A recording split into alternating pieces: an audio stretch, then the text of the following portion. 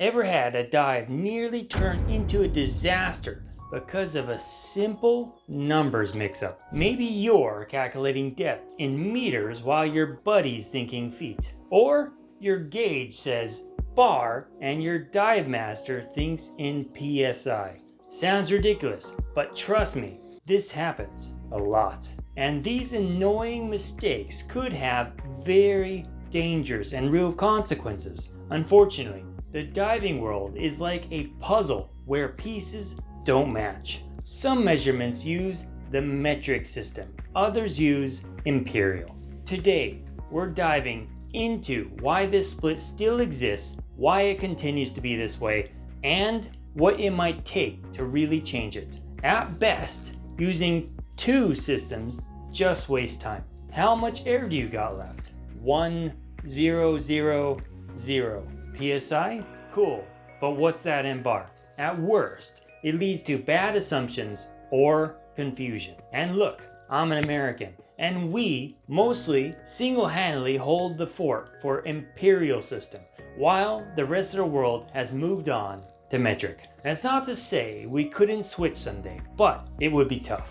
At the end of the day, the switch really won't increase anyone's paycheck. And it would cost a fortune in updating software, signs, laws, guidelines, and so on. That's a big hassle for a country to take on. As an engineer, I naturally geek over systems that make sense. And the metric system just makes sense. It's cleaner, logical, and elegant. For example, in imperial, how many feet is in a yard? It's 3. Feet in a mile, 5,280. Why? Meanwhile, how many meters are in a kilometer? 1,000. Boom. No mental gymnastics. I grew up thinking in feet, like many Americans. The trouble is we visualize distances that way.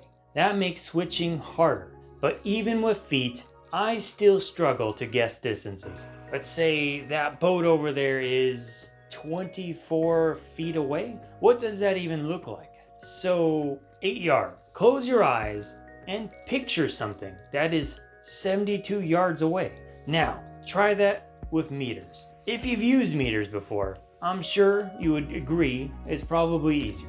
For example, what is 1 atmosphere of depth? Trick question. That's surface level. But how about 2 atmospheres? That's 33 feet or 10 meters. And how about 4 atmospheres? Simple, 30 meters. But if we're talking about imperial, we're looking at 98, 99, or 100 feet, depending on how you round and how you simplify. Starting to see the messiness with our measurements. Now, let's talk about something actually important. Gas pressure. Your tank is full. What's the number? In PSI, it's about 3,000 for most tanks. In bar, it's 200 for most tanks. Nice and round. So what's 25% of your tank? For PSI, it's gonna be 750 PSI. For bar, it's just 50. Again, metric just feels smoother here. 200, half is 100, and half of that is 50, which is a quarter. It's a beautiful countdown. PSI is more like 3,000, 1,500, 750. I'm sure you can hear me groaning over this. Want to calculate how much air is in your tank? Say your tank is an HP 100 or about a 12-liter tank.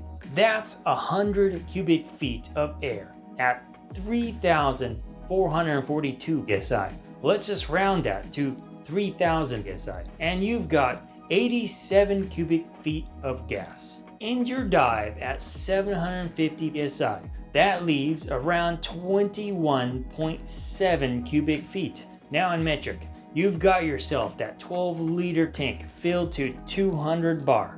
That's 12 times 200 or 2,400 liters of gas. Drop to 50 bar, that's 600 liters left. Compare that, 21.7 cubic feet versus 600 liters. Which one gives you a clearer mental picture? Which one feels like you're not solving a riddle? Okay, last quiz. Your buddy flashes 900 PSI. What's that in bar? About 62 bar. And what's 130 bar in PSI? That's about 1,885 PSI. Trying to convert mid-dive isn't just annoying, it's dangerous. Divers already have enough mental math to do.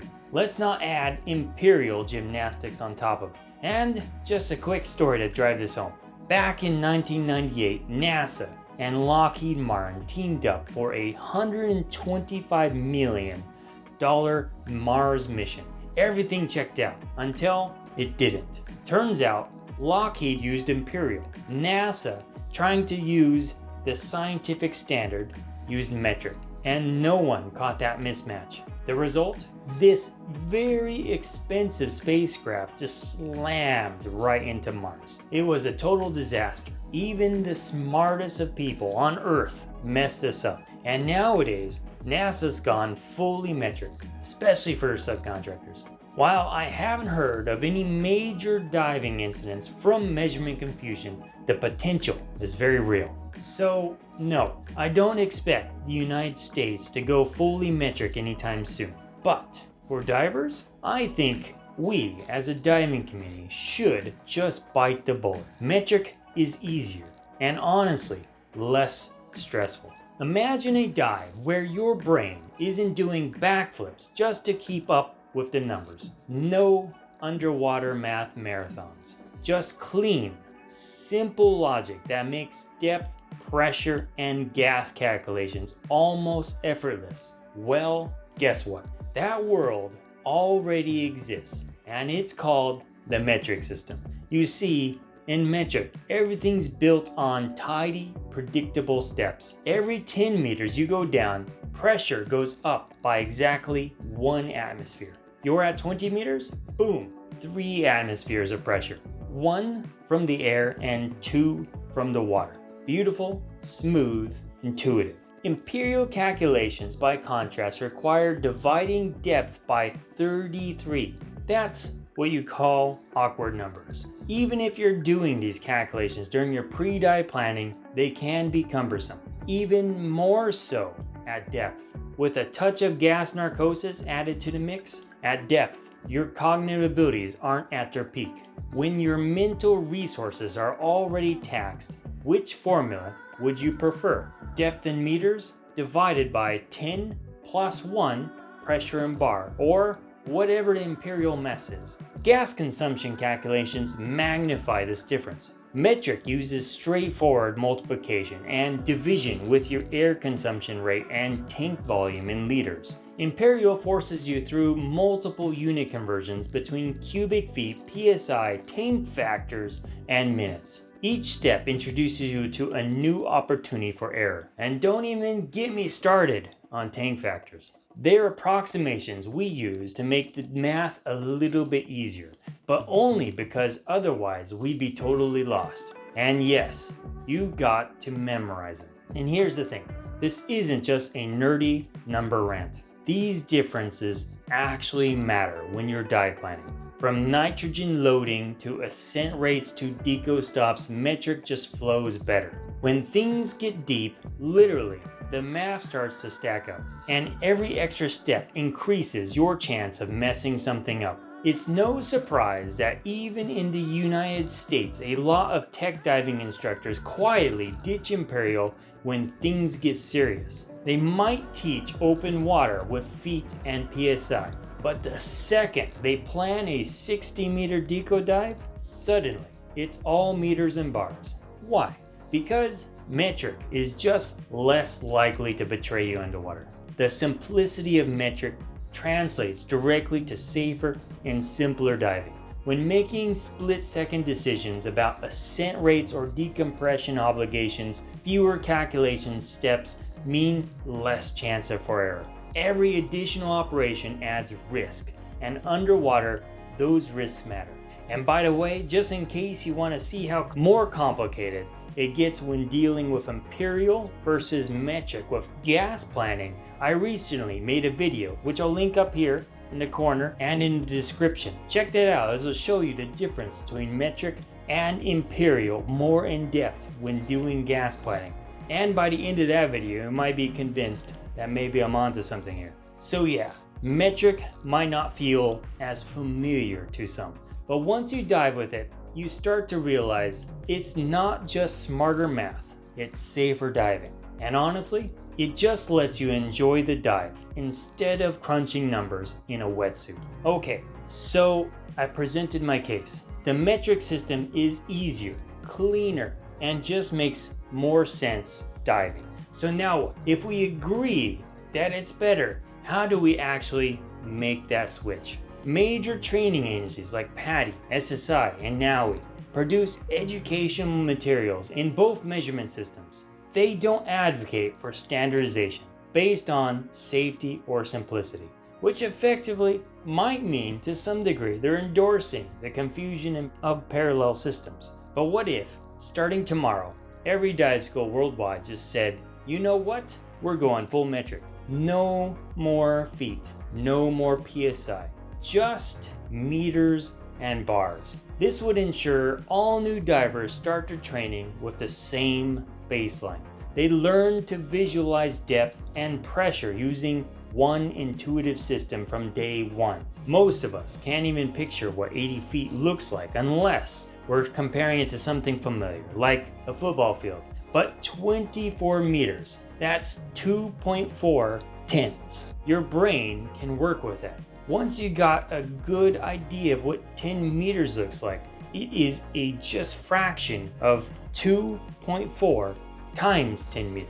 It becomes a lot easier to visualize because you're just moving the decimal points. Starting every diver off with the same global standard would help unify expectations and reduce errors across international diving. But then we have to account for all the existing divers. Based on everything I've said, that metric is easier for calculations, that many tech divers already use it, and most folks would adapt quickly. There would be a learning curve for sure, but because metric is inherently more intuitive, I think that curve would be surprisingly small. Take this for example. I, being an American growing up with feet and yards and PSI, started to travel and just started to experiment with what if I just set my dive computer to meters? And what if I just started using a bar gas gauge? When traveling internationally, it made sense. Everyone's using it that way anyways. It gets trickier still diving locally in the US, where everyone obviously uses imperial still. So I cheat a little bit. My gas gauge actually has imperial and metric on it, and does use metric on my dive computer. When I scuba dive in metric, it became much easier for me to visualize, and it felt much more natural doing this over increments of 33 feet. And trying to do the PSI fractionals. So take it from me, it doesn't take as long as you think to get used to. And then outside of diving, I still use imperial. So diving is just different enough that you can visualize and conceptualize things differently in that world, and then use imperial for everything else. Okay, let's talk gear for a second. Dive tanks in the US are usually labeled with names like LP80 or HP100 and so forth. And metric, you've got 10 liter, 12 liter, 15 liter tanks. That's a pretty dramatic difference. It's pretty easy to see the difference between different tanks. It's more than just labeling. An LP80 becomes a 12.4 liter. An HP100, that's a 12 liter. Yes, the conversion sounds a little messy, but it's a one-time pain point. Learn it once and you're good. The real sticking point, economics and tradition. Manufacturers don't want to alienate customers, so they keep producing gear in both systems, even though that makes things more expensive and complicated for everyone. But if more divers start consistently buying metric gear, the market will shift slowly but surely. The imperial system would start fading away, at least for diving. Eventually, the market would unify.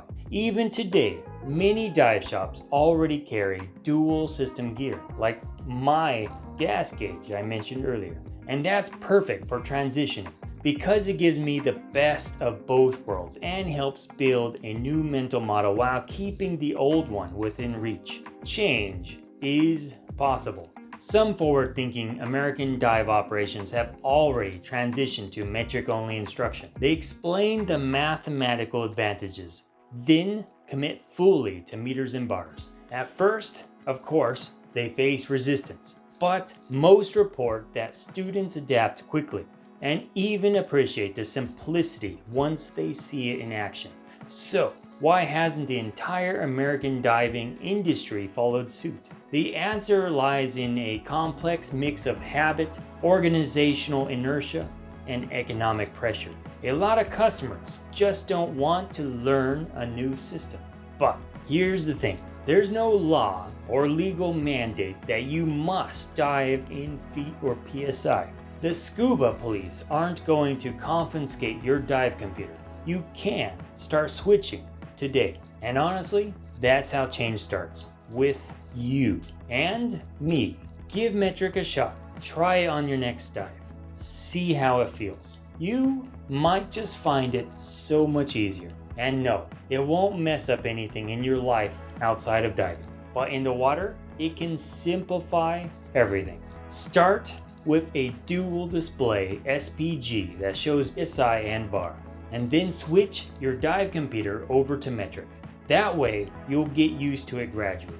You'll start building that new muscle memory, new mental models without losing reference to your old one. You could have 2 dive computers, one in imperial and one in metric to make it a little bit easier. It's gonna feel a little bit like switching languages, but having the subtitles on. And if you're already using metric, encourage a diver near you to try it out as well. Show them the benefits. Refer them to this video. Walk them through a few examples. Sometimes it just takes a little nudge. At the end of the day, this isn't just about some metric. It's about making dive planning easier, faster, and safer. Fewer steps, fewer mistakes, more time to enjoy the dive. Sounds good, right? Now I want to hear from you. Do you agree? Do you totally disagree? Do you think I've inhaled too much nitrogen and am a little narked? Drop your thoughts in the comments below. And hey, this metric versus imperial thing is not even the spiciest gear debate out there.